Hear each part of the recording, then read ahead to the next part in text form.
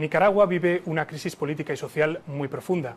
Desde el 18 de abril los muertos se cuentan por centenares y los heridos por miles, mientras las manifestaciones contra el presidente Ortega no cesan. Cuando se han cumplido ya más de 100 días de protestas, el país parece abocado a una confrontación inevitable. ¿Cuál es el futuro de Nicaragua y cuál es el papel que jugará Daniel Ortega en este futuro? Presidente, bienvenido a Euronews. Usted ha sido todo para su pueblo, ha sido su libertador, ha sido su líder, es una figura histórica. Y ahora ese mismo pueblo le pide que se vaya. ¿Por qué? Bueno, primero, no es todo el pueblo, una parte de la población. Aquí hemos tenido una oposición todo el tiempo, o sea, que se ha manifestado claramente incluso en las elecciones. Nosotros hemos tenido elecciones en las que participamos y no alcanzábamos nosotros, la mayoría. La alcanzaba la mayoría las fuerzas de oposición que se unían y todas unidas, bueno, bajo la conducción, bajo el mandato de la política norteamericana. Una reciente encuesta asegura que el 79% de los nicaragüenses quieren que usted se vaya. Al menos existe una duda razonable de que el pueblo nicaragüense quiera que usted siga en el poder. Bueno, yo siento por otro lado que hay una buena parte de la población, no te puedo dar por ciento de encuestas. No conozco ninguna encuesta ahorita en Nicaragua seria. ¿No cree usted que hay un clamor en la calle que quizás usted no se sienta tentado de, por ejemplo, preguntarle al pueblo convocando unas elecciones? Las elecciones las tuvimos hace poco. Hace poco tuvimos elecciones. Y lo que hemos tenido ahora es un intento de golpe de Estado. Eso es lo que hemos vivido, lo que ha sufrido el pueblo. Y quiero aclarar para la audiencia de Euronews, porque yo leo ahí el titulares de Euronews sobre Nicaragua, que dicen a 100 días o 90 días o 100 días, 300 muertos ya dicen. No. Lo dice el Centro Nicaragüense de Derechos Humanos, 300 muertos, otras organizaciones dicen 450, no es... Son cifras que no son ciertas. Las cifras reales de estos enfrentamientos que se han venido desarrollando, se desarrollaron del 19 de abril, ya fue el enfrentamiento violento, no armado, entre la oposición y el gobierno, y la policía, y la población sandinista. Da como resultado 195. Claro, si a esto le agregamos lo que es el promedio de fallecidos que tenía Nicaragua antes del 18 de abril, que es uno de los índices más bajos en la región, estamos hablando de 2 fallecidos diarios por crímenes comunes. Entonces, claro, si a esto le sumamos 2 diarios, tendríamos 180 más. ¿Qué es lo que hacen estos organismos de derechos humanos? Juntan todo. O sea, según usted, manipulan las cifras para que haya más muertos. Las manipulan. Juntan todo. O sea, ¿cómo te explicas que en este periodo no han habido fallecidos por delitos comunes? Eso no es lo que dicen las organizaciones. Las organizaciones que hablan de estas cifras no dicen que no haya delitos comunes, sino que los muertos por las protestas son entre 300 y 400, que es una cifra bastante... Sí, lo que hacen es sumar todo, juntar todo. Todo el que aparece fallecido, lo ponen como fallecido como resultado de estos enfrentamientos. Lo que no entiendo es, usted mismo dejó entrar, por ejemplo, al Centro Nicaragüense de Derechos Humanos para que contara los muertos, porque ahora de repente se estarían manipulando las cifras. Centros de derechos humanos que son financiados por los Estados Unidos, precisamente para estar manipulando cifras. Lo que yo me pregunto es, ¿usted considera que tiene alguna responsabilidad como presidente del país? Porque ahí está claro, independientemente de las cifras que estemos manejando, que usted maneja unas y el resto de centros internacionales maneja otras, ¿usted considera como presidente que tiene alguna responsabilidad por el hecho de no haber sido capaz de mantener la seguridad de sus ciudadanos? Bueno, la verdad es que enfrentamos a un enemigo poderoso, que intervino militarmente en Nicaragua en varias ocasiones, Estados Unidos, y sigue interviniendo en Nicaragua. Me resulta interesante porque usted ya ha mencionado en algunos casos que estas protestas están financiadas por Estados Unidos, Así es. pero no he visto ninguna prueba todavía. ¿Tiene usted pruebas? Claro, claro que sí. ¿Por qué no las ha mostrado todavía? Están todas las cuentas, ¿sabes?, que los organismos de Estados Unidos, a través de USAID y otros organismos norteamericanos, bueno, envían a toda esta gente, incluso dicho por ellos públicamente, ya anunciados por ellos, las cantidades de millones que asignan a Nicaragua para la democracia, dicen ellos. Pero son fondos que luego se desvían, ¿para qué? Para desestabilizar el país, provocar la violencia y estimular acciones armadas, como la de estas bandas que han estado cometiendo crímenes desde el año 2007 que nosotros retomamos el gobierno. O sea, según su perspectiva, simplemente son unas protestas organizadas por la financiación de Estados Unidos, que no tienen nada que ver, no tienen ninguna conexión con el pueblo nicaragüense. Tiene que ver con parte de la población que está afiliada a fuerzas de oposición, a grupos de oposición, a partidos políticos de oposición, que incluso están en el Parlamento, que tuvieron una parte activa en toda en lo que fueron los tranques. Cuando ustedes construyen la idea de estas protestas como una organización terrorista, como en algunas ocasiones le he escuchado decir, cuesta encontrar un cabecilla, no hay pruebas claras de financiación. No lo sé, no se sostiene demasiado esta versión. Mira, si procediéramos nosotros a detener a los cabecillas, ya me imagino la reacción que habría. Si con lo que hemos hecho, que hemos estado capturando, deteniendo, a los que están directamente, materialmente participando en las acciones terroristas, a los que están organizando y dirigiendo estas acciones terroristas, ahí salen los organismos de derechos humanos a hablar por ellos, a defender por ellos y a querer castigar a Nicaragua, y sale el Congreso de los Estados Unidos con resoluciones en contra de Nicaragua. Me gustaría comentarle, o me gustaría que me hablara sobre los paramilitares o parapolicías, porque tienen un rol que no está muy claro. Algunos y muchos testimonios hablan de que colaboran con sus fuerzas de seguridad.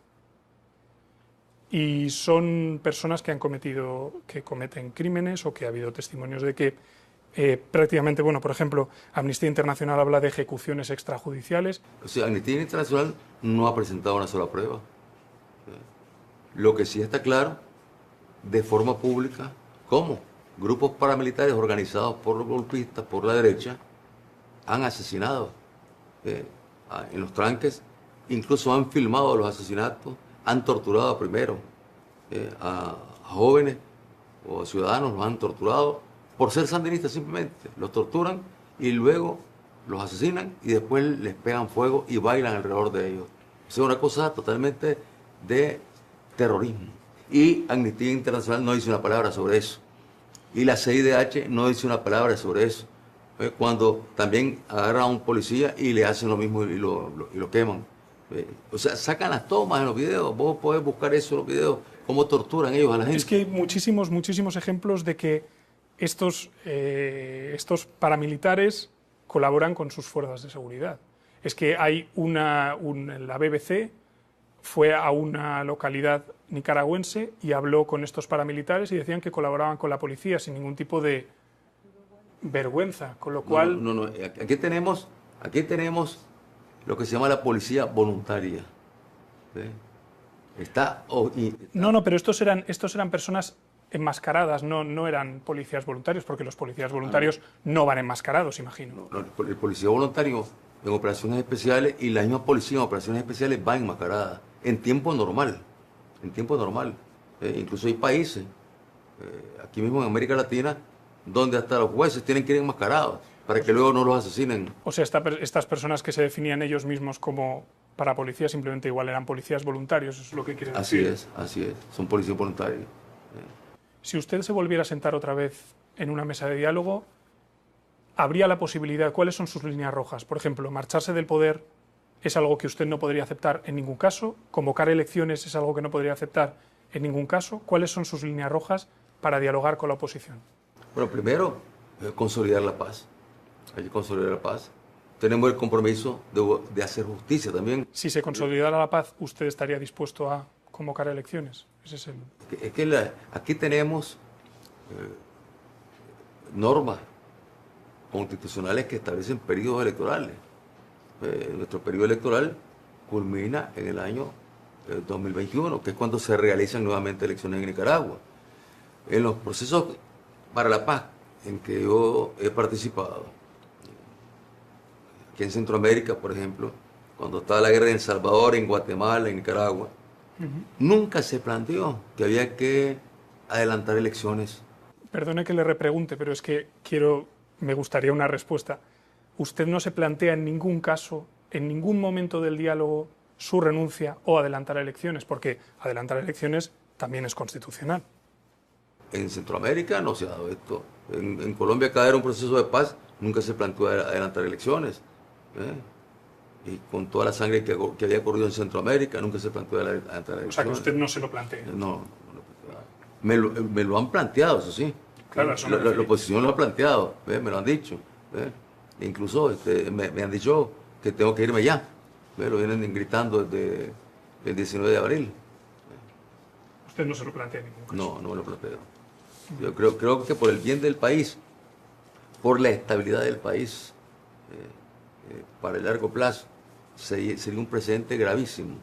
Porque mañana viene otro gobierno y entonces, bueno, va la oposición y el frente estaría en su derecho también de ir a hacer tranque, ir a hacer todo lo que han hecho ahora y pedir que se vaya el gobierno al día siguiente.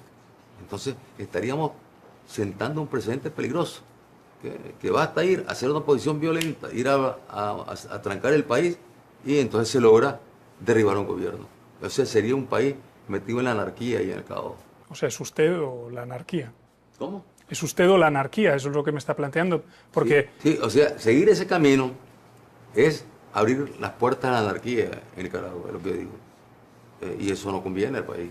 Al país lo que le conviene es consolidar la paz, la estabilidad, que eso trae también seguridad, que es el otro tema importante para la región. Nicaragua es el punto de contención de la línea del narcotráfico y del crimen organizado.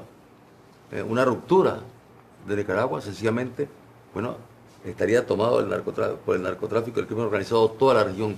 En 2017 usted ganó su tercer mandato y tanto su mujer como algunos de sus hijos empezaron a desempeñar cargos importantes.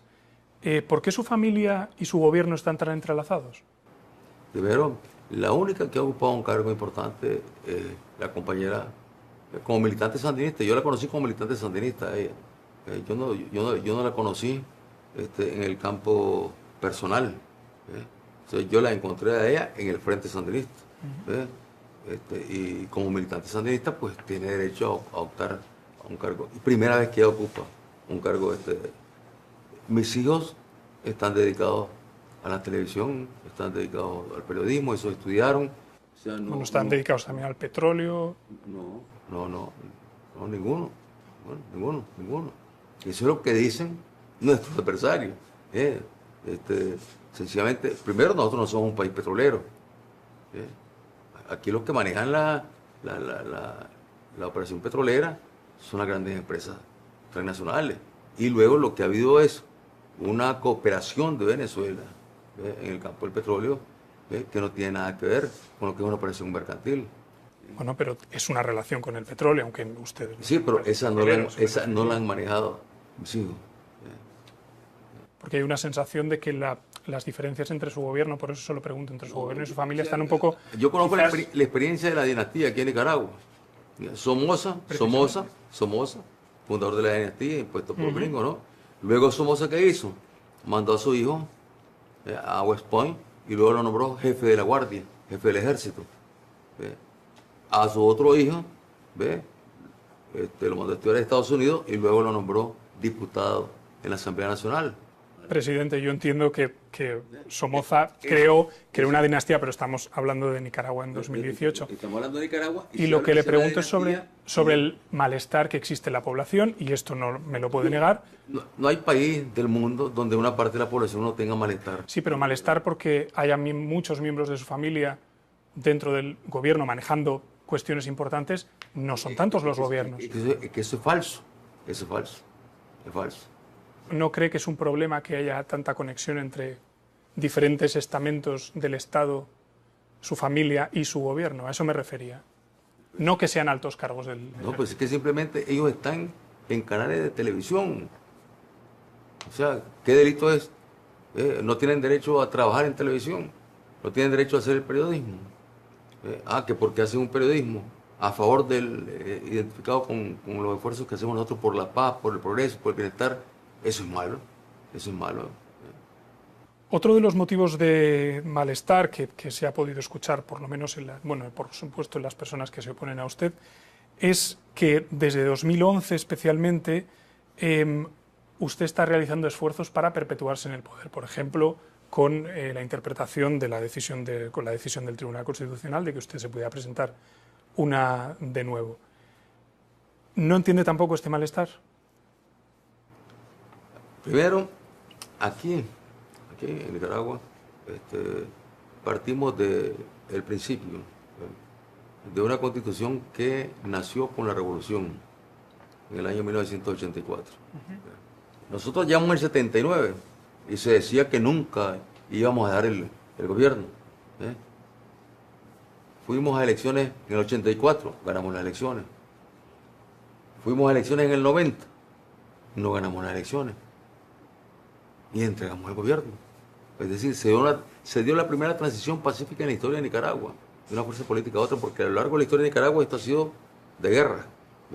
Momentos en los que tenés una fuerza de oposición, o dos fuerzas de oposición, una decidiendo que es la que está mandando en Nicaragua, gobernando desde una ciudad, León, y la otra gobernando desde Granada. Sí, precisamente entonces, ¿por qué intentar presentarse otra vez cuando en su Constitución estaba, por lo menos según la Asamblea, estaba claro que usted no se podía presentar de nuevo? En la Constitución del 84 estaba abierta la reelección, estaba abierta, no estaba impedida la reelección. Pero en el año 2011... Entonces, en el año 2011, lo que hice fue simplemente utilicé el recurso que había utilizado el presidente Óscar Arias para reelegirse en Costa Rica. Bueno, el presidente Óscar Arias es un presidente calificado, un presidente de los más demócratas de América Latina. Bueno, si tuviera Óscar Arias delante se lo preguntaría igual. Entonces, a eso me refiero. El presidente Óscar Arias utilizó ese recurso para poder reelegirse en Costa Rica y se reeligió. El presidente Álvaro Uribe de Colombia también utilizó ese recurso y logró reelegirse. Entonces dije yo... Bueno, y tanto en Costa Rica y sobre todo en Colombia generó la misma pregunta que le estoy haciendo yo a usted. Entonces digo yo, si es bueno para el ganso, también es bueno para la gansa. O sea, son principios que están ahí. La pregunta es, jugar así o intentar ser reelegido de nuevo cuando la Constitución especifica que no está en el espíritu de la Constitución, ¿es bueno, independientemente de que lo haga? ¿Es bueno o malo como principio, le pregunto? Se buscó una vía constitucional, dentro del marco constitucional, y luego se reformó nuevamente la Constitución. La Constitución actual deja las puertas abiertas, no impide la reelección, porque fue reformada. Sí. Para que usted pudiera presentarse. Para cualquiera. A este respecto, precisamente desde 2011, bastantes índices bastante serios que estudian la democracia en todos los países del mundo aseguran que la democracia en Nicaragua se ha deteriorado precisamente por esta pregunta que le estaba haciendo, por sus supuestos movimientos para intentar perpetuarse en el poder. ¿Considera que Nicaragua es una democracia? Es una democracia. ¿Por qué? Porque al final de cuentas es el pueblo con su voto el que decide. Es el pueblo con su voto el que decide. Yo creo que al pueblo no se le puede impedir decidir, así como también pues por qué existen sistemas en Europa, por ejemplo, donde puede haber reelección indefinida. Es bueno para los europeos nada más, es malo para los latinoamericanos. No puede ser. Creo que son principios universales que al final de cuentas es el pueblo el que tiene que decidir con su voto si elige o no elige a una persona, si reelige o no reelige a una persona. Yo traté de reelegirme en el año 1990 y el pueblo no me dio el voto. Muchas gracias por estar con nosotros en Euronews y le agradezco mucho que nos haya concedido esta entrevista. Gracias.